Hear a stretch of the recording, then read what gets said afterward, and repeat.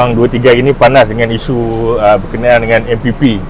Dan wakil MPP ni dia menawarkan diri sebagai gatekeeper. Jadi apa tujuan dia pergi tu, jelas sekali yang kita nampak dalam video, dalam apa statement-statement yang keluar, seolah-olah menawarkan satu khidmat yang mana dia nak cover line lah. Okey, ini yang kita nampak macam tu. Dan yang pertama saya nak ucapkan terima kasih kepada YB Menteri Hanayo kerana mengarahkan untuk membuat laporan polis. Dan kita terima, kita terimalah, kita tengok hari ni statement daripada polis, mengatakan ada tiga laporan polis yang dibuat terhadap MPP tersebut.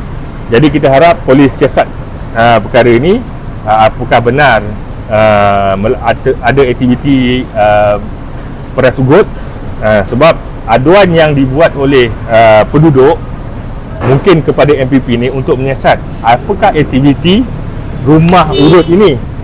Jadi dengan aduan tersebut, dia menawarkan perkhidmatan lain pula daripada pusat urut ni. Jadi kita harap YB Hanayo selain daripada untuk mendakwa MPP ni yang telah pun diarahkan oleh Azman Bidin melepaskan jawatan sebagai MPP, perkara itu selesailah dari segi MPP tu dah selesai yang itu. Soal sekarang kita nak apakah yang menyebabkan premis rumah urut ni mengeluarkan video ini. Dan tentu ada sesuatu perkara lain yang berlaku di dalam aktiviti ini. Jadi kita harap polis siasat sekali apakah aktiviti rumah urut ini, seperti yang dalam pelesenan diorang ataupun ada benda yang mencurigakan sehingga jadi perkara-perkara begini. Untuk pengetahuan tempat tu dekat Platinum Walk tu, kita rasa berpuluh juga kot rumah urut yang ada di situ, terlalu banyak. Dan sepanjang pejabat-pejabat premis yang ada itu, ada situ pejabat ahli parlimen YB Zahir Hassan. Oh, ahli parlimen Wangsa Maju? Ya, di kawasan sekitar tersebut. Jadi mungkin penduduk dah sakit mata tengok perkara-perkara yang tidak sihat ini. Mungkin kita tak tahulah YB Zahir Hassan perasan ke tidak perkara ni yang berlaku di depan mata dia. Saya harap sangatlah YB Zahir Hassan, YB Hanayo siasat sekali kan, premis rumah urut ni ada tak berlaku perkara-perkara yang menyongsang. Masalah dalam PKR ni daripada atas sampai bawah, kita semua satu dunia dah tahu memang PKR ni problem. Lepas satu perkara keluar dengan 9.5 juta dulu, dengan Albert, dengan si Samsul Iskandar. Lepas tu ini yang inilah kan, menggunakan kuasa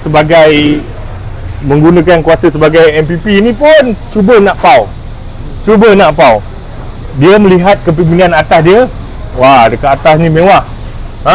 Diorang kan cuba nasib sakau sana sakau sini, yang kat bawah pun kepimpinan melalui tawadan. Sepatutnya lah pelantikan pengurusi MPP ni, contoh Wangsa Maju ni ada lebih kurang dalam 6 zon lah. Satu zon tu dia, kita anggap kalau kata cawangan ni dia melibatkan macam Wangsa Maju Seksyen 1, kita ada 4 ke 5 cawangan digabungkan. Okey, dia lantik satu pengurusi MPP kat situ. Dia lantik yang mana memang duduk dekat situ, dia faham masalah kat situ, dia kenal orang situ, dia tahu lorong-lorong mana yang problem, dia tahu masalah surau ke masalah ada jambatan kecil ke apa, dia tahu. Jadi bila berlaku masalah, kadang-kadang orang main komplain je.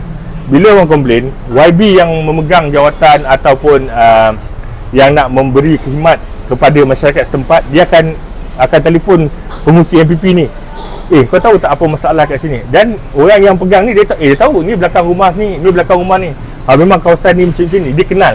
Tetapi apa yang dipraktiskan di dalam PKR ini, kebanyakannya hampir semua orang luar. Kita nak cakap macam mana? Melantik orang luar yang tak tahu seluk-beluk masalah di kawasan tersebut, dan tak kenal kadang-kadang pengurusi masjid ke siapa ni, tak kenal. Jadi memang tak efektif lah bila lantik orang luar. Sepatutnya waktu UMNO dulu betul-betul lantik, yang ni kau jaga kawasan kau, yang ni kau jaga kawasan kau. Dia kena pasti kawasan tersebut. Jadi mudah masalah ni selesaikan.